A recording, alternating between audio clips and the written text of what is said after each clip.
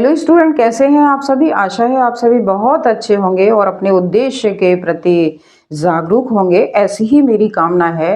नव वर्ष की शुभकामनाओं के साथ आज मैं आप लोगों के लिए हिंदी गद्य साहित्य का जो विकास है, जो 5 नंबर के जो बहुविकल्पीय क्वेश्चन आपके एग्जाम पेपर में आते हैं, वो मैं आज उनमें से कुछ भाग लेकर आई हूँ जो आपके लिए बहुत ही ज़्यादा मोस्ट इम्पोर्टेंट हैं।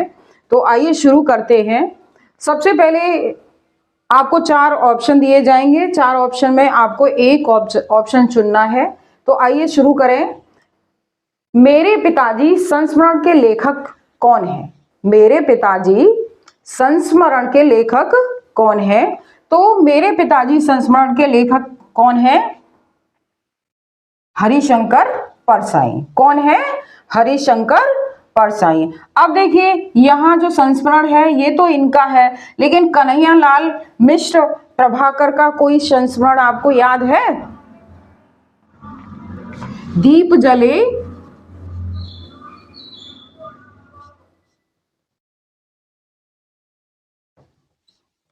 शंख बजे।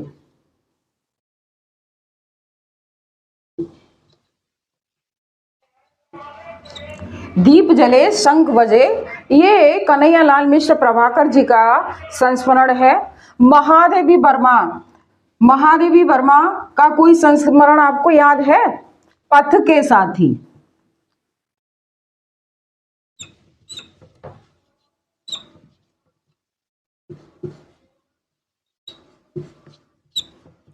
पथ के साथी, स्मृति की रेखाएं, ये महादेवी वर्मा का संस्मरण है। आप देखिए आगे की जो रचना है नंबर 2 पर, जैसे उनके दिन फिरे। रचना है जैसे उनके दिन फिरे, कहानी संग्रह, कहानी विधा की रचना है। अब इसके राइटर कौन है, इसके लेखक कौन है? हरिशंकर परसाई, अमरकांत, फणीश्वरनाथ रेणु, जैनेन्द्र कुमार। तो देखिए यहां पर ये हरिशंकर परसाई की रचना है। किसकी रचना है? हरिशंकर, ये हरिशंकर परसाई की रचना है। आप इसको याद रखिएगा, हरिशंकर परसाई की रचना है। अब देखिए कहानी संग्रह अमरकांत, अमरकांत की किसी कहानी का नाम आपको याद है?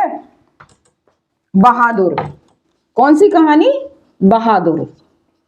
किसकी कहानी है? अमरकांत, जो आप इंटर क्लास में पढ़ते हैं। फणीश्वरनाथ रेणु की कोई कहानी? ठुमरी।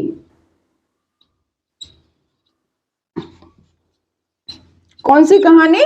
ठुमरी। जैनेन्द्र कुमार की कोई कहानी आपको याद है? जैनेन्द्र कान की कहानी है अपना अपना भाग्य। अपना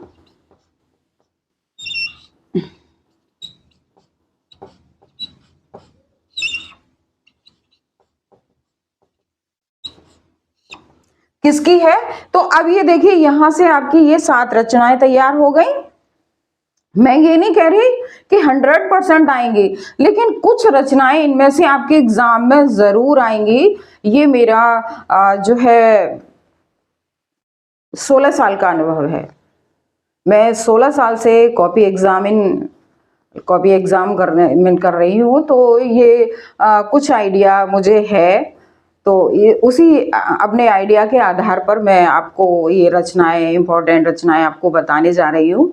आइए आगे देखते हैं। भारत की एकता, भारत की एकता रचना किस के लेखक कौन है? तो देखो सबसे पहले तो मैंने ये यहाँ लिखा है कि ये निबंध विधा की रचना है। किस विधा की रचना है? निबंध विधा की रचना है। और इसके लेखक कौन है? हरिशंकर परसाई, प्रोफेसर जी सुंदर रेड्डी, हजारी प्रसाद द्विवेदी, वासुदेव शरण अग्रवाल। तो ये किसकी रचना है? वासुदेव शरण अग्रवाल की रचना है। किसकी रचना है? वासुदेव शरण अग्रवाल की रचना है। अब आपको ये हरिशंकर परसाई का कोई निबंध याद है? तब की बात और थी।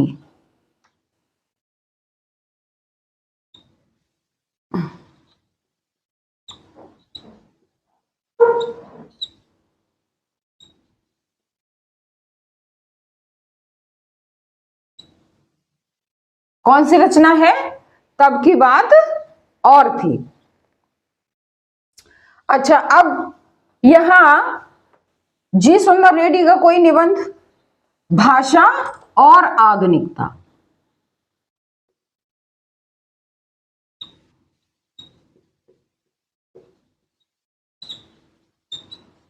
भाषा और आधुनिकता कौन सी रचना है? भाषा और आधुनिकता। हजारी प्रसाद द्विवेदी का निबंध कुटज। और कौन सा? अशोक के फूल।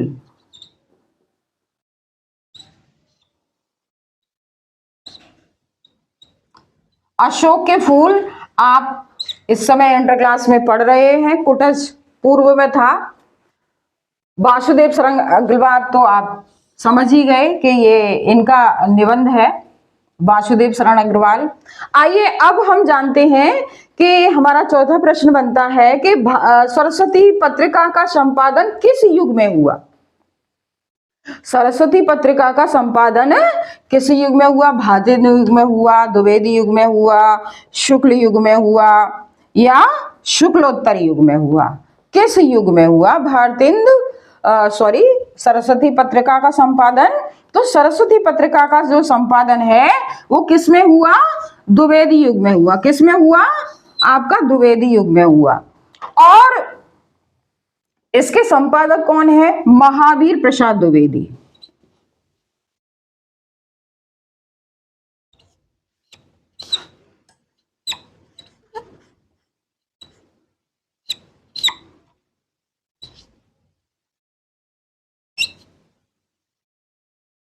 द्विवेदी।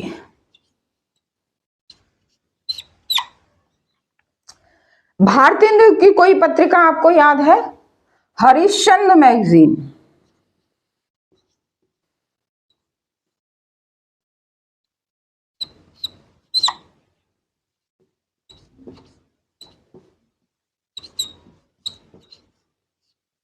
हरिश्चंद्र मैगजीन भारतीय युग की पत्रिका है।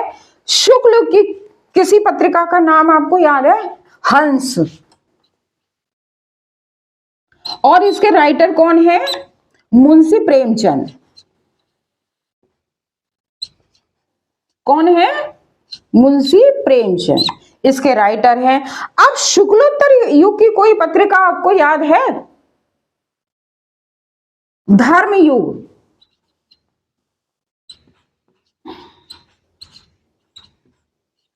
और इसके राइटर कौन है? धर्मवीर भारती।